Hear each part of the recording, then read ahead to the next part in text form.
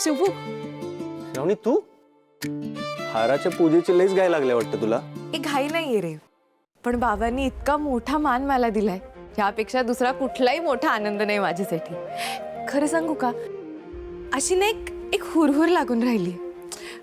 तुला माहितीये, जेव्हा मी हाराची पूजा करीन तेव्हा बाबांच्या डोळ्यात माझ्यासाठी थोडंसं का होईना पण प्रेम नक्की दिसेल. आणि त्या प्रेमाची किंमत या हारापेक्षा माझ्यासाठी खूप मोठी असेल. शुभू, खरंय. काढ ना हार.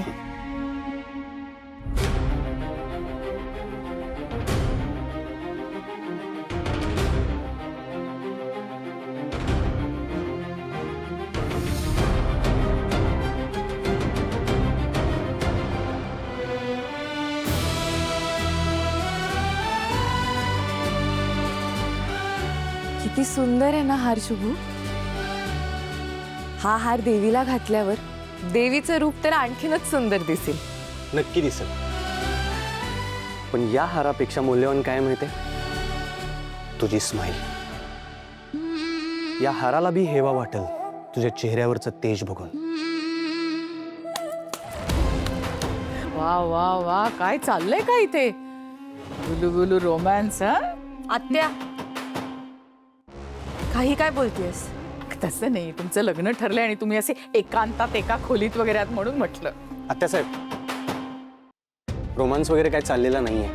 आणि तुम्हाला माहितच असेल, महालक्ष्मी देवीला जो हार अर्पण करणार आहे त्याची पूजा श्रावणीच्या हस्ते होतीये. ते तसा साहेबांचा आदेशच आहे. तो हार फक्त व्यवस्थित आहे की नाही हे बघायला आलतो आम्ही. मला माहितीये ना. आणि मला जेव्हा कळलं ना श्रावणी की या हाराची पूजा तुझ्या हातून होणार आहे, खरंच सांगते मला इतका आनंद झाला, इतका आनंद झाला की काही विचारू नकोस. खूप बरं वाटलं. फक्त एक जरा सूचना आहे तुला.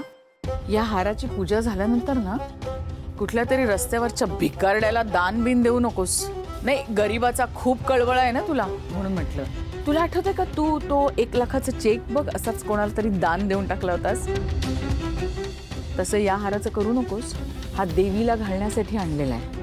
आत्या, कसं आहे ना, कोणाला कधी आणि किती मदत करायची ह्याची मला जाण आहे. आणि हा मान देवीचा आहे हेही चांगलंच माहिती आहे मला. तू नको काळजी करूस. नाही, मी आपली तुला समज दिली ग. तो हार जरा जपून ठेवा, देवीला घालायचा आहे तो. आणि तुमचं झालं असेल गुलू गुलू तर या खाली.